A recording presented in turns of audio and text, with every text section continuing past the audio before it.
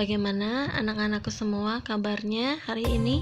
Mudah-mudahan selalu dalam keadaan sehat walafiat ya, dan tetap selalu semangat dalam belajar.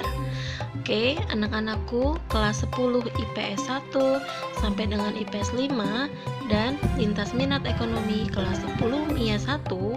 Hari ini Ibu akan menjelaskan tentang bab 1 di semester 1 ekonomi. Sebelumnya Ibu akan memberitahukan buku pegangan Ibu yang Ibu pakai untuk membuat PowerPoint, yaitu Ibu menggunakan penerbit Intan Pariwara. Tetapi jika kalian berbeda dengan Ibu, boleh memakai sumber buku dari manapun, penerbit manapun tidak masalah, atau buku yang diberikan dari perpustakaan tidak apa-apa, boleh dipakai asalkan penerbitnya menggunakan kurikulum 2013. Baik, sebelum memasuki materi, Ibu akan membacakan daftar isi untuk semester 1. Yang pertama, bab 1 tentang konsep dasar ilmu ekonomi.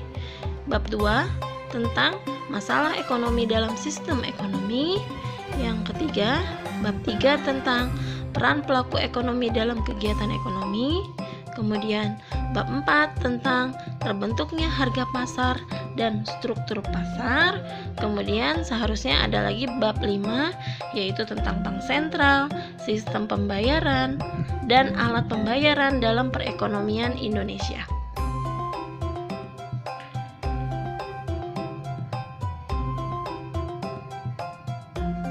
Oke, kali ini kita akan belajar tentang bab 1, yaitu tentang konsep ilmu ekonomi. Perhatikan ya, dan amati gambar yang ada di layar kalian. Di situ ada seorang penjual dan seorang pembeli. Pertanyaannya, apakah pedagang juga menerapkan ilmu ekonomi dalam menjual dagangannya? Yang kedua, apakah ilmu ekonomi itu? Baik, pertanyaan ini akan bisa terjawab apabila kita sudah membahas materi dalam konsep ilmu ekonomi.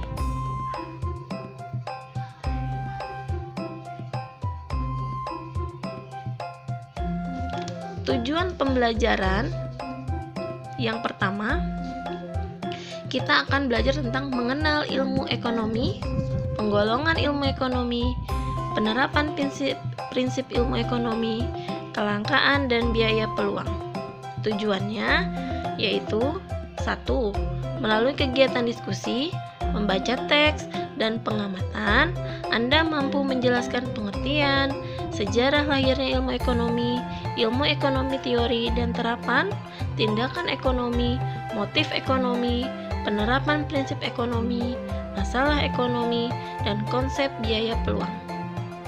Yang kedua, setelah membaca materi skala prioritas, Anda mampu mendeskripsikan pilihan atau kebutuhan dan keinginan dan menyusun skala prioritas kebutuhan.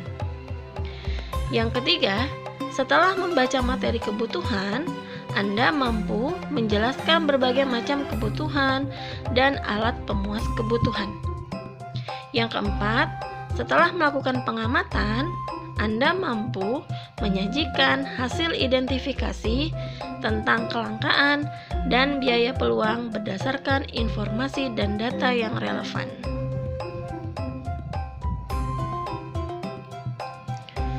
Baik, yang pertama kita akan bahas tentang mengenal ilmu ekonomi. Ilmu ekonomi menurut J.M. Keynes merupakan suatu teknik berpikir yang berguna untuk mempertimbangkan sejumlah biaya serta bagian dari keuntungannya. Ekonomi berasal dari bahasa Yunani, berarti peraturan rumah tangga. Ilmu ekonomi dipopulerkan oleh Adam Smith pada tahun 1723 sampai 1790 yang membawa pengaruh besar pada perkembangan ilmu ekonomi. Adam Smith menulis buku berjudul The Wealth of Nations. Buku tersebut membahas tentang kebebasan alami dan invisible hand. Masa kemunculan Adam Smith dikenal dengan periode pencerahan bagi sebagian besar manusia.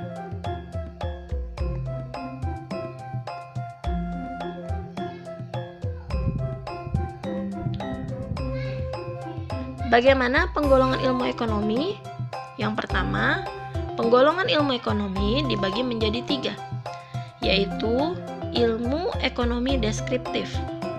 Ilmu ekonomi deskriptif adalah analisis ekonomi yang menggambarkan keadaan ekonomi sebenarnya berdasarkan fakta dalam perekonomian. Contohnya, ilmu ekonomi deskriptif adalah krisis moneter di Indonesia pada 1998. Yang kedua, ilmu ekonomi teori, yaitu konsep pemikiran yang diperoleh dari data dalam kehidupan ekonomi, kemudian disusun, diolah, dan dianalisis sehingga menjadi kesimpulan bersifat umum. Ilmu ekonomi teori dibagi menjadi 2, yaitu ekonomi mikro dan ekonomi makro. Ekonomi mikro adalah mengkaji pilihan dan interaksi individu yang memproduksi, mengkonsumsi suatu produk dalam satu perusahaan atau industri. Contohnya yaitu misalnya harga barang, permintaan dan penawaran sejumlah barang, perilaku produsen dan konsumen, produksi, konsumsi, distribusi, biaya, dan laba atau rugi perusahaan. Yang kedua, ekonomi makro, yaitu kegiatan perekonomian yang mempelajari mekanisme kerja perekonomian secara keseluruhan. Contohnya, variabel-variabel yang dipelajari adalah pendapatan nasional, kesempatan kerja, pengangguran, jumlah uang yang beredar, laju inflasi, pertumbuhan ekonomi, investasi, dan neraca pembayaran. Jadi, ekonomi makro adalah cabang dari ilmu ekonomi yang membahas permasalahan ekonomi secara agregat. Penggolongan ilmu ekonomi yang ketiga yaitu ilmu ekonomi terapan.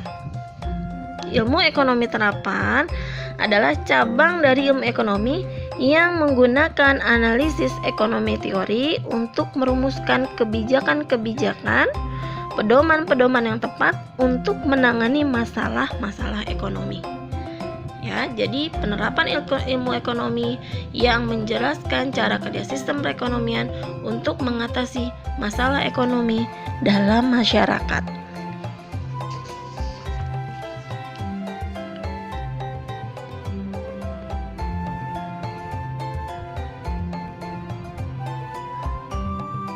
Bagaimana penerapan prinsip ilmu ekonomi?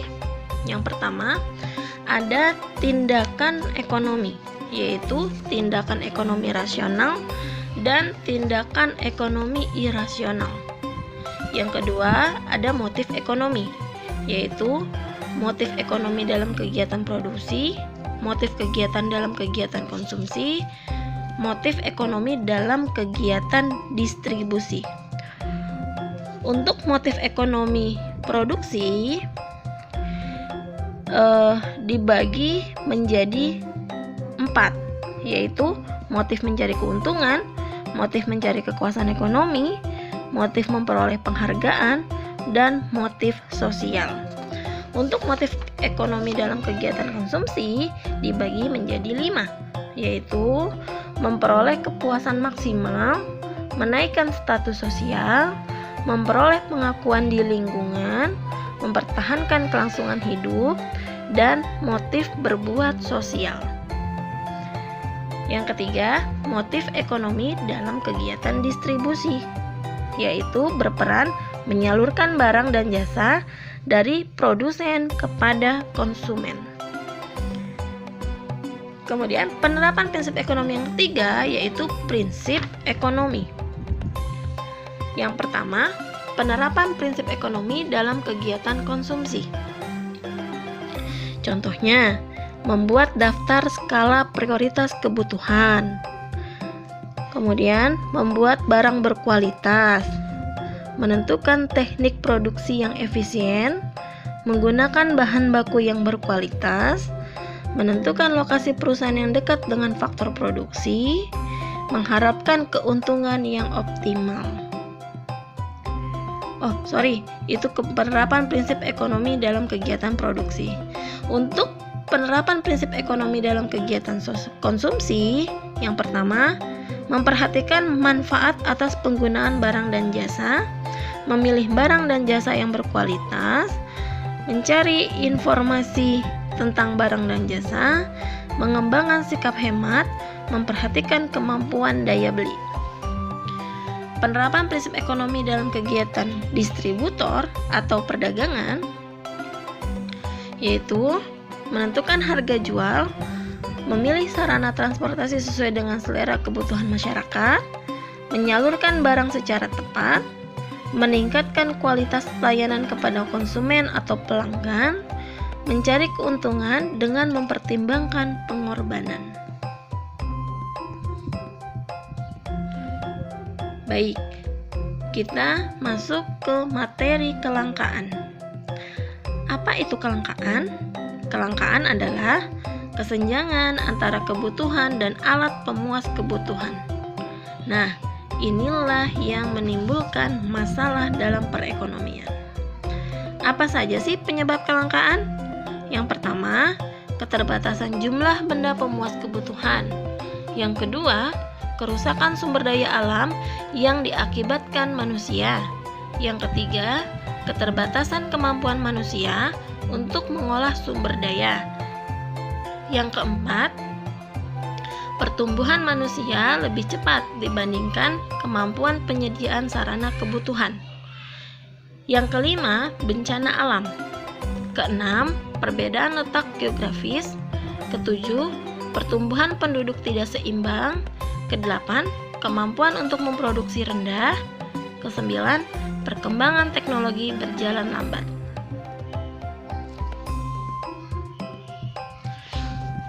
Bagaimana cara mengatasi kelangkaan? Pertama, membuat skala prioritas kebutuhan.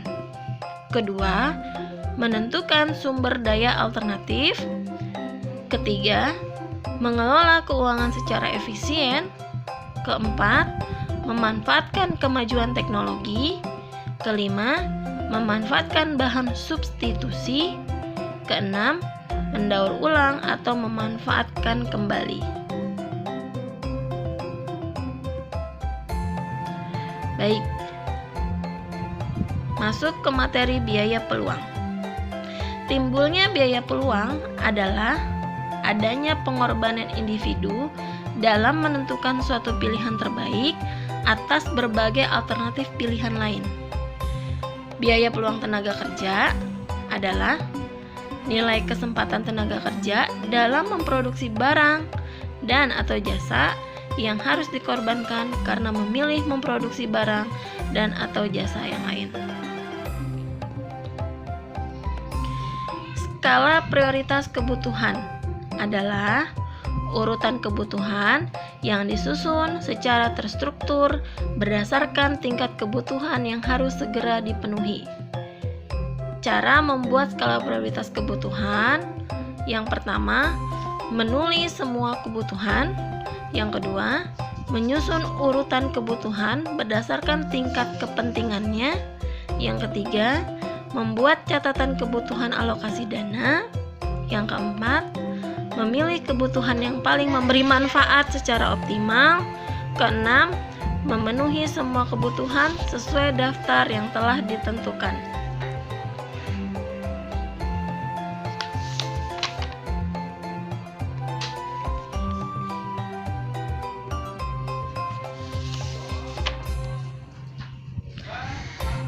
Kebutuhan, bagaimana pengelompokannya? Menurut intensitas kegunaannya, yaitu ada kebutuhan primer, kebutuhan sekunder, dan kebutuhan tersier. Kebutuhan primer adalah kebutuhan yang mutlak yang harus dipenuhi untuk bertahan hidup atau kebutuhan pokok. Contohnya, kebutuhan akan makanan, pakaian, dan tempat tinggal. Yang kedua, kebutuhan sekunder, yaitu kebutuhan kultural. Adalah kebutuhan yang akan timbul bersamaan dengan adanya perkembangan dan meningkatnya tingkatan peradaban manusia. Dan apabila kebutuhan primer sudah terpenuhi, barulah bisa dilaksanakan kebutuhan sekunder. Contohnya, televisi, komputer, sepatu, tas, dan alat-alat rumah tangga. Yang ketiga, kebutuhan tersier. Kebutuhan tersier adalah kebutuhan yang ditujukan untuk kesenangan manusia dan bersifat kemewahan. Dan apabila kebutuhan primer dan sekunder telah terpenuhi. Contohnya, kebutuhan akan perhiasan, mobil mewah, telepon seluler, atau handphone, dan rumah mewah. Kemudian, menurut waktu pemenuhannya ada kebutuhan sekarang, kebutuhan yang akan datang, dan kebutuhan tidak terduga. Kebutuhan sekarang adalah kebutuhan yang harus dipenuhi saat ini juga. Contohnya, makan di saat lapar, minum di saat haus, dan obat-obatan pada saat sakit. Kebutuhan yang akan datang adalah kebutuhan yang pemenuhannya dapat ditunda dalam jangka waktu yang akan datang. Contohnya, asuransi hari tua dan asuransi kesehatan. Yang ketiga, kebutuhan tidak terduga di luar dari kebutuhan sekarang dan akan datang. Kemudian yang ketiga, menurut sifatnya ada kebutuhan jasmani dan kebutuhan rohani. Kebutuhan jasmani adalah kebutuhan yang berhubungan dengan keadaan jasmani atau fisik seseorang terhadap barang dan jasa. Contohnya, kebutuhan jasmani dalam bentuk barang yaitu pakaian, makanan, minuman, obat-obatan, dan vitamin. Kemudian, kebutuhan rohani yaitu kebutuhan yang bersifat kejiwaan. Contohnya, mengikuti beribadah keagamaan, ikut mendengarkan ceramah keagamaan, dan mendengarkan wejangan atau nasihat tentang budi pekerti yang luhur, atau bisa juga menonton bioskop, mendengarkan musik, piknik, atau rekreasi ke luar negeri, dan lain sebagainya. Yang terakhir, menurut subjek yang membutuhkan, ada kebutuhan individu dan kebutuhan sosial atau kelompok. Kebutuhan individu adalah kebutuhan yang dapat dilihat dari segi orang yang membutuhkan. Contohnya, kebutuhan seorang petani berbeda dengan kebutuhan seorang guru. Kebutuhan laki-laki berbeda dengan kebutuhan hidup perempuan. Jadi, kalau petani membutuhkan cangkul, guru membutuhkan laptop. Laki-laki membutuhkan celana panjang, perempuan membutuhkan rok atau gamis. Mungkin seperti itu ya. Kemudian, pengelompokan alat pemuas kebutuhan. Menurut intensitas kegunaan, ada barang ekonomi, barang bebas, dan barang ilit. Barang ekonomi adalah barang-barang yang untuk memperolehnya diperlukan pengorbanan, baik waktu, biaya, atau tenaga. Contohnya pakaian, makanan, dan rumah. Ya, jadi barang ekonomi bisa juga disebut economic good dan diartikan sebagai barang yang mempunyai kegunaan dan langka. Baik, kemudian yang kedua, barang bebas, yaitu barang yang jumlahnya melimpah seperti sinar matahari di daerah tropis dan udara bersih di daerah pegunungan, atau udara, sinar matahari, air. Nah, barang bebas ini bisa disebut juga barang-barang yang memperolehnya tidak diperlukan pengorbanan atau free good, barang bebas. Jadi, barang yang tersedia dalam jumlah yang melimpah atau tidak langka dan tidak memerlukan pengorbanan untuk memperolehnya. Yang ketiga, barang ilit, yaitu barang yang jika tersedia dalam jumlah berlebihan dapat merugikan, bahkan membahayakan manusia. Contohnya, air dan api. Air dibutuhkan seperti untuk mandi, minum, dan memasak, sedangkan api dibutuhkan untuk memasak. Namun, jika dalam jumlah yang sangat banyak, air dapat menimbulkan banjir dan api dapat menimbulkan kebakaran. Baik, selanjutnya menurut cara pemakaian. Ada barang konsumsi dan barang produksi. Barang konsumsi adalah benda yang dapat langsung digunakan memenuhi kebutuhan. Contohnya, makanan, minuman, pakaian, buah-buahan, dan lain sebagainya. Yang kedua, barang produksi, yaitu barang modal. Nah, barang ini dapat digunakan untuk memproduksi benda yang lain. Barang yang termasuk barang produksi diantaranya adalah peralatan dan mesin-mesin. Yang ketiga, menurut cara pembuatan. Ada barang mentah, barang setengah jadi, barang jadi. Barang mentah adalah barang yang belum mengalami proses produksi dan akan dijadikan sebagai bahan baku dalam proses produksi.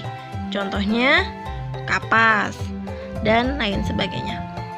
Yang kedua, barang setengah jadi, yaitu barang yang sudah mengalami proses produksi tetapi belum dapat digunakan untuk memenuhi kebutuhan manusia secara sempurna. Contohnya, kapas menjadi benang, kayu menjadi papan, dan beras menjadi tepung. Yang ketiga, barang jadi adalah barang sarana pemuas kebutuhan manusia yang sudah mengalami proses produksi secara tuntas atau sempurna dan dapat digunakan untuk memenuhi kebutuhan. Contohnya, pakaian, kursi, meja, dan kue. Baik, kemudian menurut bentuknya ada barang konkret dan barang abstrak. Yang kelima, menurut hubungan dengan barang yang lain, ada barang substitusi dan barang komplementer. Barang substitusi adalah barang yang dapat menggantikan dengan barang yang lain. Barang komplementer adalah barang yang dapat melengkapi barang yang lain. Baik, untuk materi kali ini sampai di sini. Jika ada pertanyaan, bisa chat ibu. Bila ada yang tidak paham, bisa kita saling sharing. Nah, untuk tugas nanti akan ibu share di link Google Classroom. Mudah-mudahan sampai sini kalian materinya bisa paham. Dan terakhir, ibu punya lagu untuk menyemangati kalian ya yang sedang belajar di rumah. Ini lagunya. Judulnya Kalau Kau Suka Ekonomi. Jadi boleh di rumah diikutin. 1, 2, 3. Kalau kau suka hati tepuk tangan. Kalau kau suka hati tepuk tangan. Kalau kau suka hati, mari kita lakukan. Kalau kau suka hati, tepuk tangan. Kalau suka ibu hajaririn, tepuk tangan. Kalau suka ekonomi, tepuk tangan. Kami suka ekonomi, mari maju bersama. Kalau kau suka hati, tepuk tangan. Kalau bisa ekonomi, sorak hore, hore. Kalau kau bisa akuntansi, sorak hore, hore. Kalau kau suka hati, mari kita belajar. Kalau kau jadi pandai sorak hore, hore. Oke, baik anak-anak. Ini adalah lagu untuk menyemangati kalian. Mudah-mudahan kalian selalu semangat belajar di rumah dan tidak putus asa, tidak malas, diulang kembali pembelajarannya. Dan mudah-mudahan kalian selalu berbahagia di rumah dalam keadaan apapun, dalam keadaan sehat walafiat. Dan ingat, harus stay at home ya di rumah. Itu aja ya dari Ibu materi kali ini. Insya Allah nanti ada materi-materi berikutnya dan video-video berikutnya. Terima kasih. Wassalamualaikum warahmatullahi wabarakatuh.